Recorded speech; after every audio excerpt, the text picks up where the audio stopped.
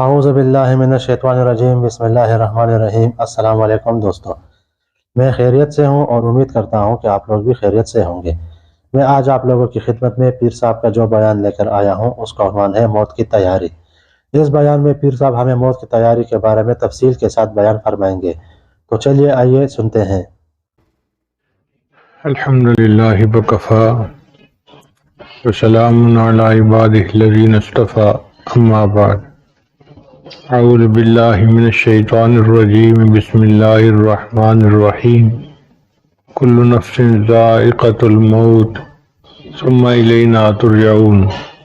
وقال اللہ تعالی فی مقام آخر، کل نفس ذائقۃ الموت وَإِنَّمَا تُوَفَّوْنَ أُجُورَكُمْ يَوْمَ الْقِيَامَةِ فَمَنْ زُحْزِحَ عَنِ النَّارِ وَأُدْخِلَ الْجَنَّةَ فَقَدْ فَازَ وَمَا الْحَيَاةُ الدُّنْيَا إِلَّا مَتَاعُ الْغُرُورِ۔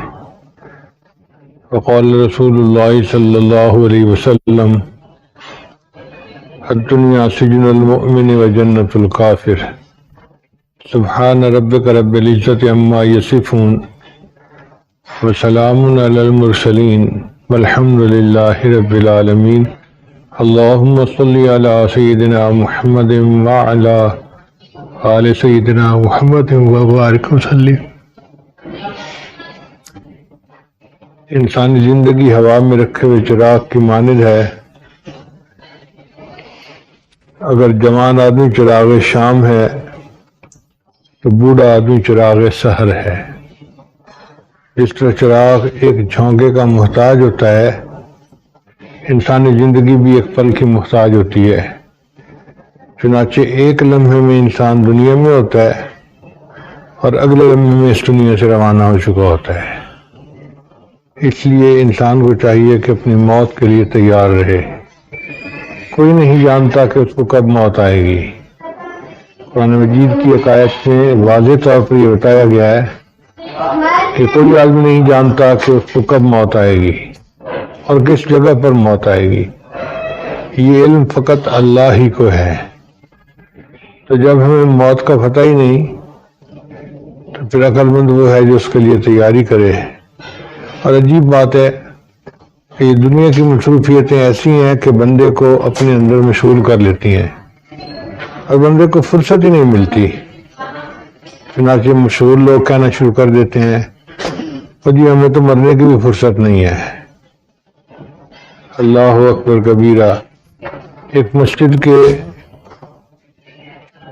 دروازے کے ساتھ کرائے کی دکانیں بنی ہوئی تھیں اور ایک بندہ مسجد کا کرایہ دار تھا، یعنی وہ مسجد کی انتظامیہ کو کرایہ دیتا تھا اپنی دکان کا، مگر جماعت کے ساتھ نماز نہیں پڑھتا تھا۔ اس کو جب بھی لوگ پوچھتے کہ بھئی اندر جماعت ہو رہی ہے نماز پڑھ لو، وہ کہتا میں کیا کروں، مجھے تو مرنے کی بھی فرصت نہیں۔ اس حالت میں اس نے اپنی دکانداری کی اور ایک دن ایسا بھی آیا کہ اپنی دکان میں اس سے ہارٹ اٹیک ہوا اور وہ فوت ہو گیا۔ مسجد کے دروازے کی دکان پر بیٹھ کر اگر نماز کی توفیق نہیں تو یہ اللہ تعالیٰ کی طرف سے کتنی بڑی سزا ہے بندے کے لیے۔ تو ہم جو دنیا کی مصروفیتوں کے بہانے کرتے پھرتے ہیں یہ سب فضول ہے۔ یہ دنیا وطن اقامت ہے، ہمیں چھوڑ کے جانا ہے۔ نبی علیہ السلام کو اللہ فرماتے ہیں وَمَا جَعَلْنَا لِبَشَرٍ مِّن قَبْلِكَ الْخُلْدَ، ہے میرے محبوب آپ سے پہلے بھی ہم نے کسی بندے کے لیے ہمیشہ یہاں رہنا نہیں لکھا۔ کوئی ہمیشہ نہیں رہے گا، بالآخر سب نے چلے جانا ہے۔ اس لیے کہتے ہیں کہ اگر موت کو دواؤں کے ذریعے سے ٹالا جا سکتا تو افلاطون اور جالینوس کو موت نہ آتی۔ اگر موت کو قوت و بازو سے ٹالا جا سکتا تو وقت کے پہلوانوں کو اور رستم زمان لوگوں کو موت نہ آتی۔ اگر موت کو مال و دولت کے ذریعے سے ٹالا جا سکتا تو قارون کو کبھی موت نہ آتی۔ اگر موت کو حکومت کے ذریعے سے ٹالا جا سکتا تو فرعون کو موت نہ آتی۔ اگر موت کو محبتوں کے ذریعے سے ٹالا جا سکتا کوئی ماں اپنی آنکھوں کے سامنے جوان بیٹے کو نہ مرنے دیتی۔ اگر موت کو وفاؤں کے ذریعے سے ٹالا جا سکتا کوئی بیوی اپنی آنکھوں کے سامنے خامد کو نہ مرنے دیتی۔ مگر موت بالآخر آ کر رہتی ہے اور دنیا سے جانا پڑتا ہے۔ چنانچہ سارے رشتہ دار قریب بیٹھے ہوتے ہیں، رو رہے ہوتے ہیں، چیخ چلا رہے ہوتے ہیں، مگر وہ کر کچھ شخص ہوا۔ اللہ تعالیٰ فرماتے ہیں فلولا انه كان من المكذبين، کہ یہ بندہ جو فوت ہو رہا ہے، ترجعونها ان کنتم صادقین، تم اس کی روح کو واپس لوٹا دو اگر تم سچے ہو۔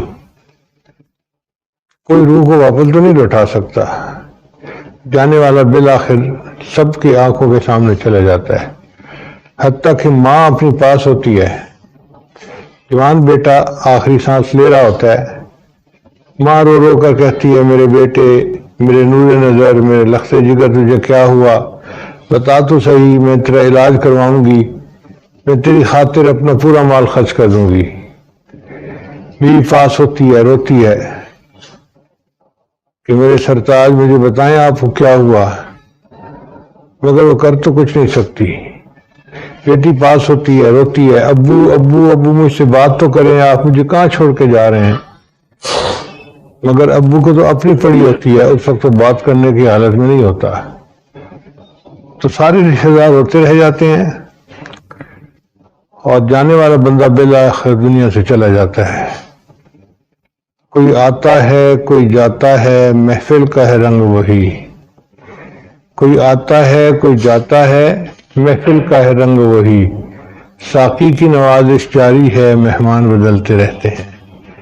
ہم سے پہلے ہمارے والد صاحب مہمان تھے، پھر بڑے بھائی، پھر ان کے دوست، ان کے دوست، ان کے دوست، اور آج اگر محلے میں کسی کی وفات کا اعلان ہوتا ہے تو ہم سن کے کہتے ہیں یہ تو ہمارا کلاس فیلو تھا، ہم بچپن میں کھیلتے تھے، ہمارا دوست تھا۔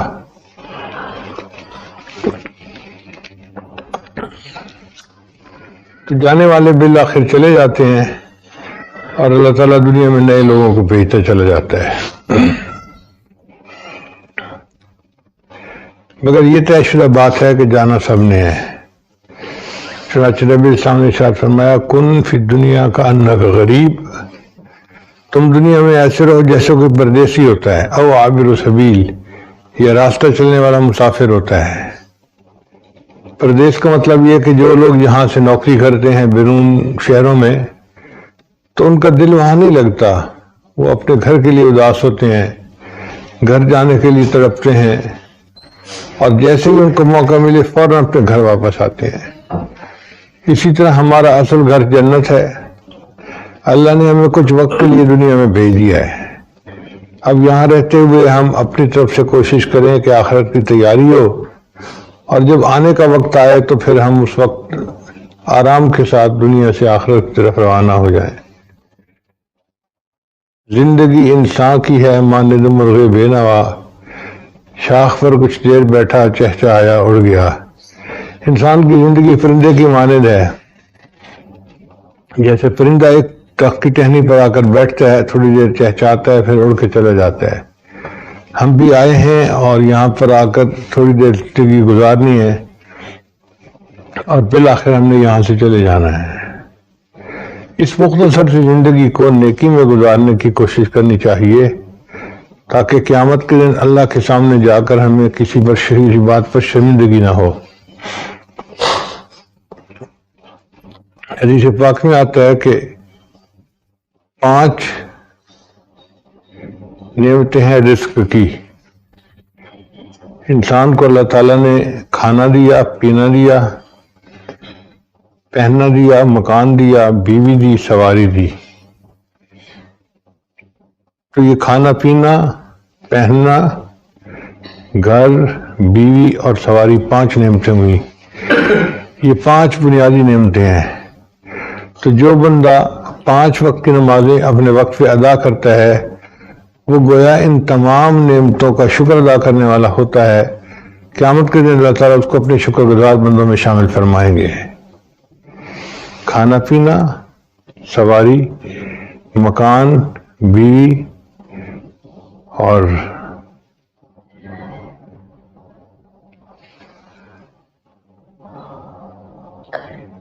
گھر. تو یہ 5 نعمتیں ہیں. ان 5 نعمتوں کا ہمیں شکر ادا کرنا چاہیے. آپ دیکھیں تو ایک ایک نعمت کیسی بڑی نعمت ہے. مثلاً اللہ تعالیٰ نے ہمیں اولاد کی نعمت سے نوازا. کتنے لوگ ہیں جن کی اولاد نہیں اور ترستے پھرتے ہیں. اللہ نے ہمیں گھر جیسی نعمت عطا فرمائی. اسی دنیا میں کتنے لوگ ہیں جن کے گھر نہیں ہوتے اور وہ کبھی ادھر اپنا خیمہ لگا کے رہتے ہیں, کبھی ادھر رہتے ہیں, دھوپ میں, سردی میں. اتنا موسم جو ہے نا اس کی اونچ نیچ برداشت کرتے ہیں, مگر گھر کی نعمت ان کے پاس نہیں ہوتی. کتنے لوگ ہیں جن کے پاس سواری نہیں ہوتی. کتنے لوگ ہیں جن کے پاس نیک بیوی نہیں ہوتی, پریشان ہوتے ہیں. تو جن کو اللہ تعالیٰ نے یہ سب نعمتیں عطا فرمائی ہیں, حق بنتا ہے کہ ان کا شکر ادا کیا جائے. تو 5 نعمتوں کا شکر یہ ہے کہ انسان 5 وقت کی نماز پابندی کے ساتھ پڑھے. اللہ تعالیٰ اس کو اپنے شکر گزار بندوں میں شامل فرمائیں گے. اور علماء نے لکھا ہے کہ 5 ایسی پریشانیاں ہیں جو ہر بندے پر آنی ہیں. پہلی پریشانی ہے سکرات موت. موت کے وقت کی جان کنی ہوتی ہے نا, وہ تکلیف ہوتی ہے, اس میں سے ہر بندے نے گزرنا ہے. مگر فرق یہ ہے کہ مومن کے لیے وہ آسان ہوتی ہے اور غافل اور فاجر آدمی کے لیے وہ بہت تکلیف دہ ہوتی ہے. اتنی تکلیف دہ کہ بندے کو محسوس ہوتا ہے کہ جیسے میرے اوپر سینے پر پہاڑ رکھ دیا گیا ہے اور مجھے سوئی کے سوراخ میں سے سانس آ رہا ہے. اس وقت کی تکلیف برداشت کرنی مشکل ہے. حضرت علی عنہ فرمایا کرتے تھے کہ زندہ بکری کی جیسے کھال اتار دی جائے تو جتنی تکلیف اس کو ہوتی ہے ایسے موت کے وقت بندے کو تکلیف ہوتی ہے. لیکن جو نیک لوگ ہوتے ہیں ان کی جان ایسی نکالی جاتی ہے جیسے مکھن میں سے بال نکال لیا جاتا ہے. ان کو پتہ بھی نہیں چلتا اور اللہ تعالیٰ کے فرشتے ان کی روح کو قبض کر لیتے ہیں.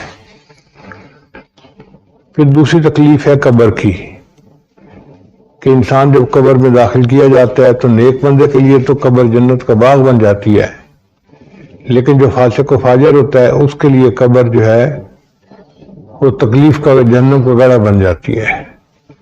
چنانچہ اس کو قبر کی دیواریں آپس میں بھینچتی ہیں اور ہڈیاں ایک طرف کی دوسری طرف ہو جاتی ہیں. انسان اتنی تکلیف میں ہوتا ہے, تاریکی ہوتی ہے, پکارتا ہے مگر مدد کے لیے کوئی وہاں نہیں آتا, اکیلا ہوتا ہے. یہ دو, ایک سکرات اور ایک قبر, اور تیسرا قیامت کے دن اللہ کے سامنے پیش ہونا. یہ بھی ایک بہت بڑی پریشانی ہے جو ہر بندے کو پیش آنی ہے. قیامت کے دن اللہ تعالیٰ جلال میں ہوں گے, جہنم کو پیش کریں گے اور جہنم ابل رہی ہوگی اور سخت دھوپ ہوگی اور عرش کے سوا کوئی سایہ نہیں ہوگا. تو اس وقت لوگ پریشان ہوں گے اور اپنے اپنے گناہوں کے بقدر پسینے میں ڈوبے ہوئے ہوں گے, اور ان کا دل چاہے گا کہ کاش کسی طرح ہمارا حساب کتاب ہو اور ہم اس جگہ سے کسی سائے کی جگہ پر شفٹ کر دیے جائیں. ان کے لیے تو قیامت کے دن 50,000 سال کے برابر لمبا ہوگا. مگر نبی علیہ السلام نے ارشاد فرمایا کہ مومن کے لیے قیامت کا دن فجر کی 2 رکعت سنت پڑھنے کے برابر ہوگا.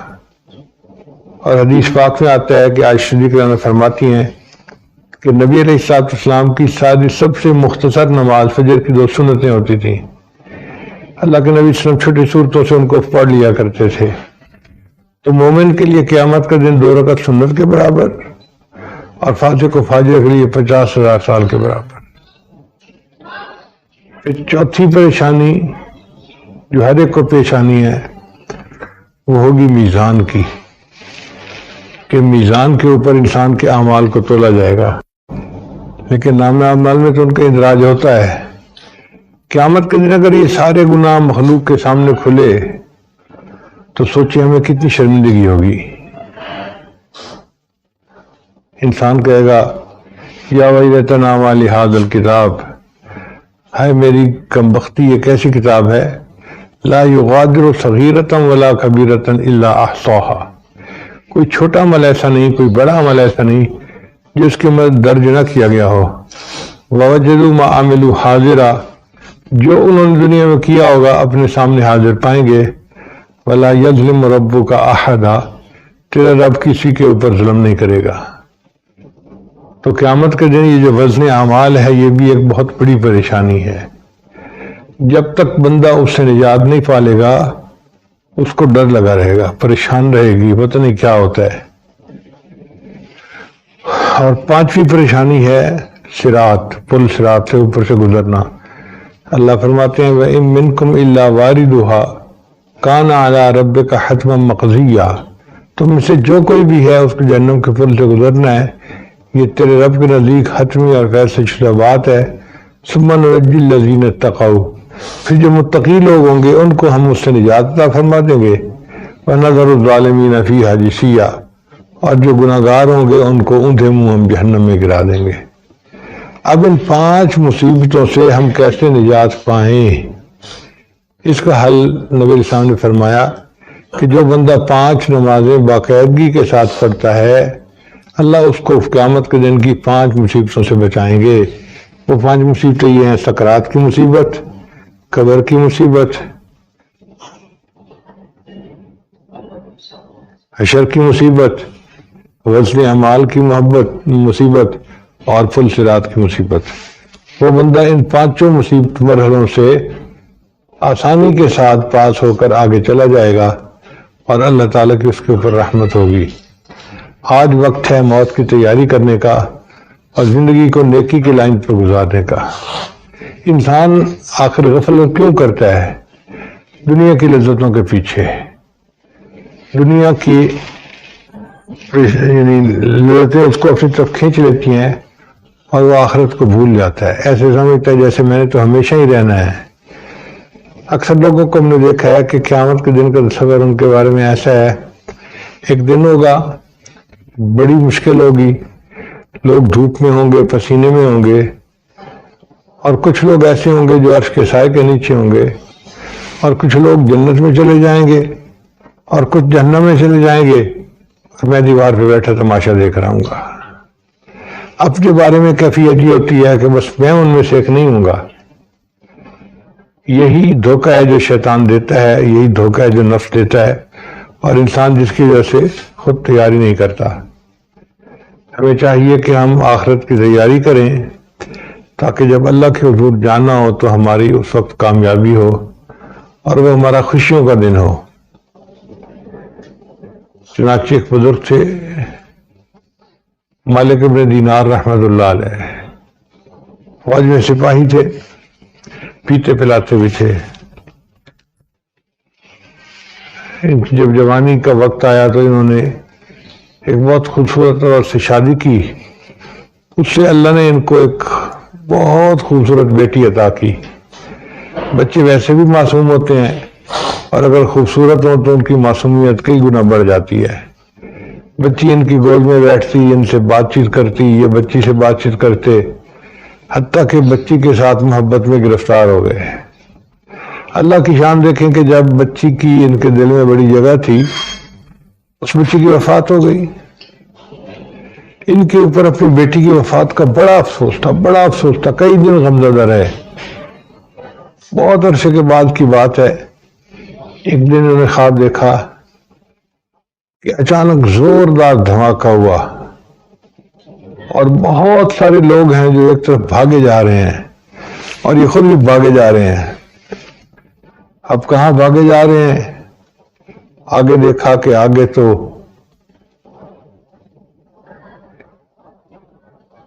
ایک جگہ ہے جہاں پر 2 راستے ہو جاتے ہیں، کچھ راستے جنت کی طرف جاتے ہیں اور کچھ راستے جہنم کی طرف۔ اب یہ وہاں پر پریشان کہ میں کہاں جاؤں۔ اتنے میں انہوں نے دیکھا کہ ایک اژدہا ہے، بڑا سانپ ان کے پیچھے بھاگ رہا ہے، تو یہ گھبرا کے بھاگے کہ اژدہا کہیں مجھے پکڑ نہ لے۔ اب جتنا یہ تیز بھاگتے اژدہا اتنا قریب ہوتا جاتا تھا۔ ایک ٹیلا نظر آیا تو یہ پریشانی میں ٹیلے کے اوپر چڑھ گئے ہیں، اژدہا بھی پیچھے پیچھے، حتیٰ کہ اژدہا ان کے بہت قریب آ گیا۔ تو انہوں نے ٹیلے کے پیچھے ایک بندہ دیکھا جو بہت کمزور بوڑھا سا تھا. یہ اس کے پاس گئے اور اس کو کہا کہ دیکھو بھائی میرے پیچھے الدہ پڑا ہوا ہے, مجھے بچاؤ. اس نے کہا میں ضرور بچاتا, میں کیا کروں, میں بہت کمزور ہوں اور الدہ بہت موٹا ہے, میں کچھ کر نہیں سکتا. پھر پوچھا کہ پھر میں کیا کروں.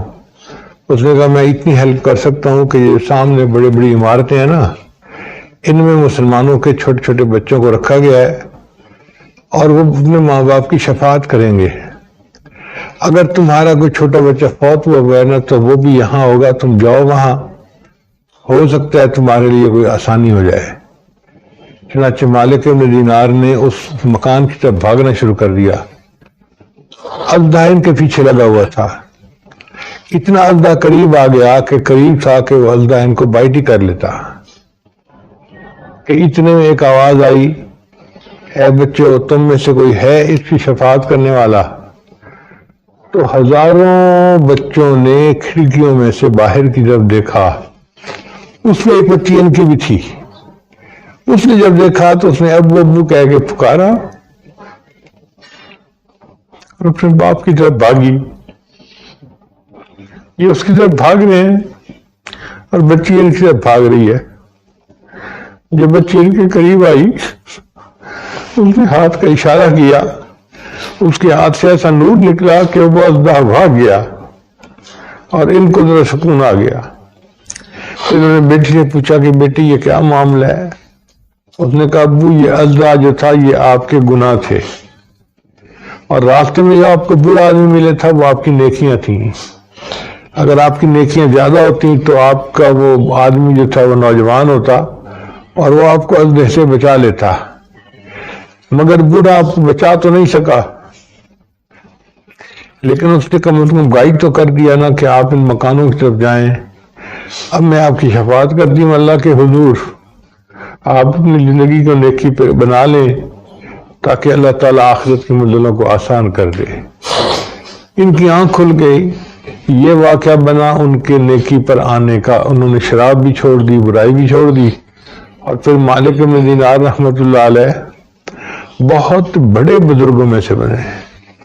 کتابیں ان کے واقعات پڑھتے ہیں تو حیران ہو جاتے ہیں کہ کیسے اللہ نے دنیا سے ان کا دل ٹھنڈا کر دیا تھا اور وہ آخرت کی تیاری کے اندر لگ گئے تھے.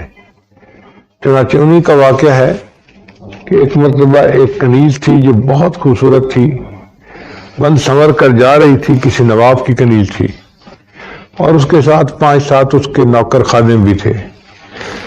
تو مالک بن دینار نے انہیں دیکھا تو قریب ہوا اور کہنے لگا کہ اے کنیز کیا تجھے تیرا مالک بیچتا ہے؟ اس نے پوچھا کیوں؟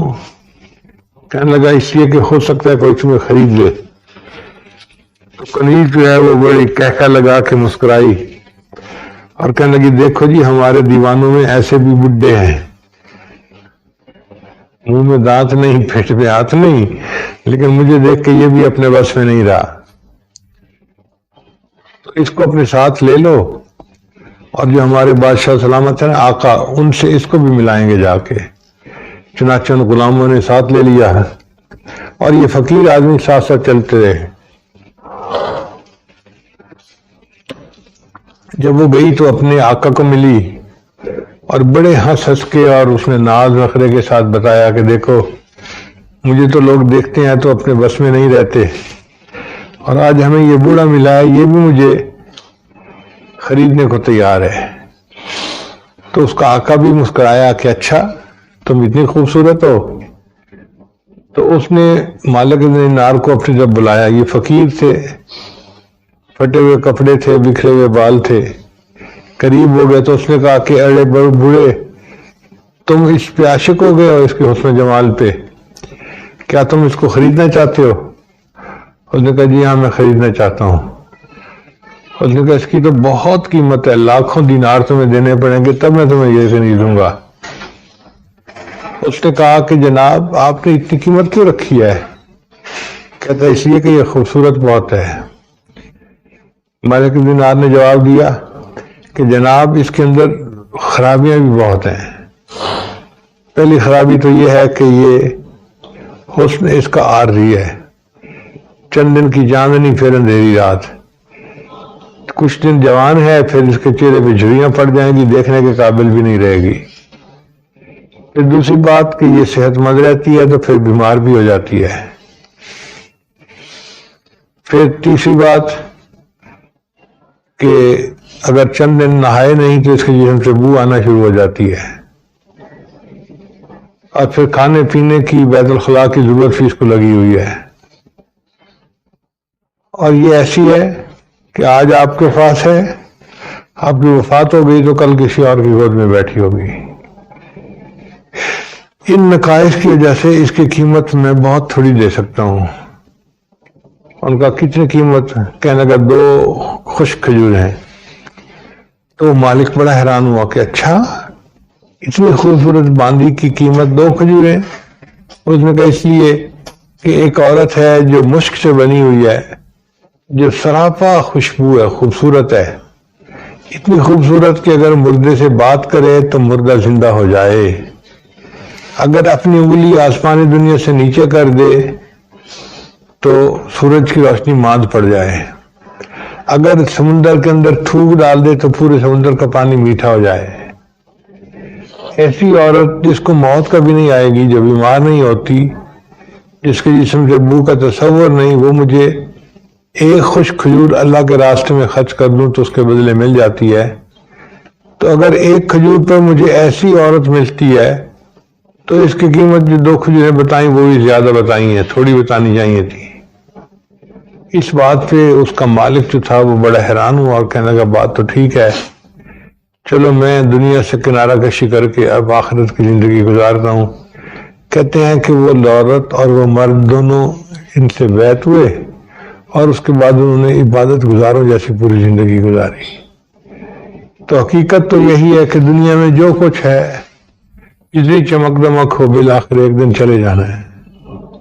گھر ہے تو ایک دن ہمیں چھوڑ جانا ہے، گاڑیاں ہیں تو ہمیں چھوڑنی پڑنی ہے، گھر والے ہیں تو ایک دن جدا ہو جائیں گے۔ اکیلا انسان دنیا سے جا رہا ہوگا، چارپائی کے اوپر میت پڑی ہوگی اور قبر کی طرف لے جایا جا رہا ہوگا۔ ایک بزرگ فرمایا کرتے تھے موت برحق ہے، کفن کے ملنے میں شک ہے۔ موت برحق ہے، کفن کے ملنے میں شک ہے۔ ہم یہ نہیں جانتے کہ ہمیں کس حال میں موت آئے گی، کفن بھی ملے گا یا نہیں ملے گا۔ چنانچہ میں اکثر اپنے ایک واقعہ سنایا کرتا ہوں کہ سرگودے کے علاقے کا ایک آدمی تھا، دشمن نے اس کو قتل کر کے دریا جہلم میں ڈال دیا۔ وہ دریا سے نہر کے اندر آ گیا، اس کی لاش بالکل پھول گئی تھی، مسخ ہو گئی تھی۔ جب لوگوں نے دیکھا تو پولیس والوں نے اس کو پکڑا، مگر پہچان ہی نہیں ہوتی تھی کہ یہ کون ہے۔ تو انہوں نے قریبی بستی کے جو مولانا تھے ان کو دے دی لاش کہ جی مسلمان ہے، آپ اس کو نہلائیں، کفنائیں اور دفن کر دیں۔ چنانچہ مولانا صاحب نے کہا کہ میں نہلا تو دیتا ہوں، کفن کے پیسے میرے پاس نہیں ہیں۔ تو نمبردار کہنے لگا کوئی بات نہیں، محلے مسجد میں اعلان کر دو۔ مسجد سے اعلان ہوا لوگوں لوارث لاش ہے، کفن خریدنا ہے، کچھ پیسے دو۔ کوئی 5 روپے لایا، کوئی 10 روپے لایا۔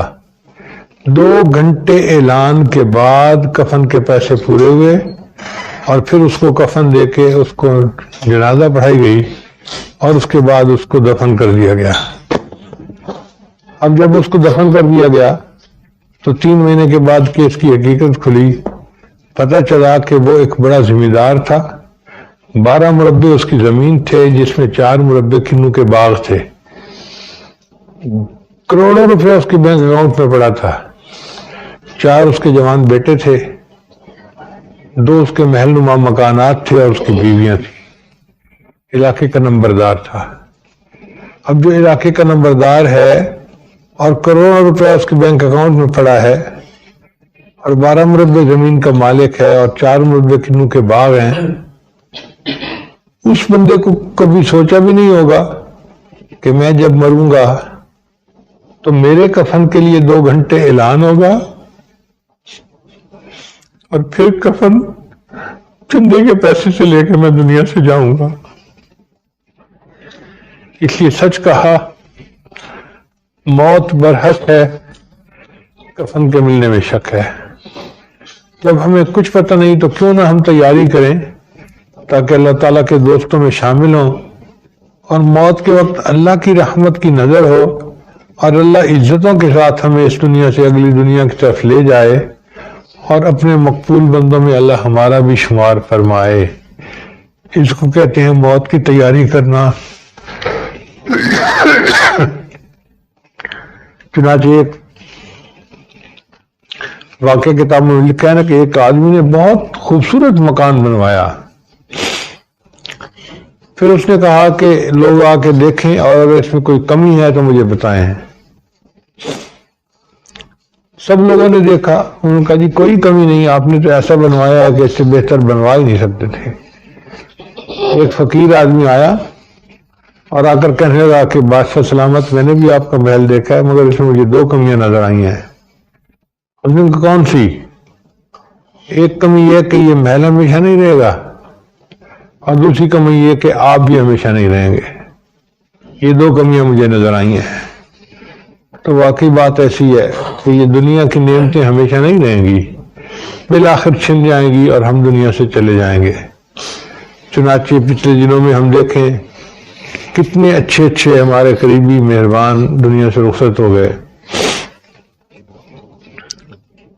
آج کی خبر تھی کہ مفتی نعیمی صاحب جو کراچی کے جامعہ نعیمیہ کے پرنسپل تھے، ان کی بھی وفات ہو گئی، اور خانقاہ بہلیہ کے جو سجادہ نشین تھے مفتی مولانا عزیز احمد صاحب، ان کی بھی وفات ہو گئی۔ اور ہمارے بہت قریبی مہربان رسول اللہ کمن صاحب جو MNA MBA بنتے رہتے ہیں اور بہت محبت کرتے ہیں، ان کے بھائی کی بھی چند دن پہلے وفات ہو گئی۔ یہ آج کا پروگرام بالخصوص انہوں نے کہا کہ آپ کریں اور ان کے لیے دعائے مغفرت کر دیں، تو چند باتیں میں نے کہی ہیں تاکہ ہمارا دل سے دنیا کی محبت کم ہو، آخرت کی طرف رجوع بڑھ جائے اور ہم اپنی آخرت کی تیاری کرنے والے بندوں میں شامل ہو جائیں۔ اللہ تعالیٰ ہمارے گناہوں کو معاف فرمائے اور ہمیں اپنے بخشش کیے ہوئے گنہگار بندوں میں شامل فرمائے۔ وآخر دعوانا ان الحمد للہ رب العالمین۔ تو جی دوستو، جیسا کہ آپ لوگوں نے سنا، آج کے بیان میں پیر صاحب نے ہمیں موت کی تیاری کے بارے میں تفصیل کے ساتھ بیان فرمایا۔ امید کرتا ہوں کہ آپ لوگوں کو آج کا یہ بیان پسند آیا ہوگا، اور انشاءاللہ بہت جلد میں ایک اور نئے بیان کے ساتھ آپ لوگوں کی خدمت میں حاضر ہوں گا۔ تب تک کے لیے مجھے اجازت دیجیے گا۔ اللہ حافظ۔